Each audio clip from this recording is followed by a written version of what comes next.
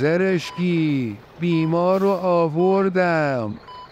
سلاخی رو ببخشید جراحی رو شروع کن. خب همتی تیزی رو بده من. بیا دکتر جون بتاز. امام کجایی که اقتصاد تو کشتن؟ بخواب بابا، امام گفته بود اقتصاد مال خره. همتی بیهوشش نکرده بودی؟ دکتر این نفله که دیگه بیهوشی نمیخواد. بگیر که اومد. خب اول میریم سراغ تورم. او عجب تورمی، کبد و قلب و عروقش همه ورم کرده.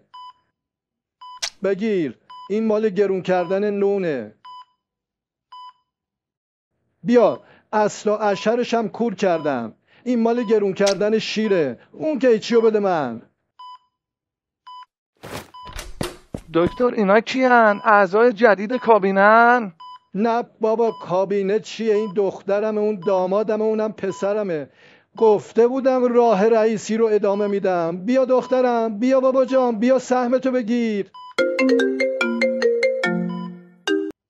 الو عظما سلام. زرشکی کارا خوب پیش میره؟ همه چی حله. دارم سیاستای کلیتون رو تو اقصا نقاطش پیاده میکنم، خیالت راحت باشه.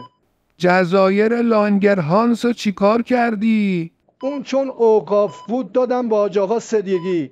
سرخرگ آورتش هم که مال سپاهه. کلیه هاش چی؟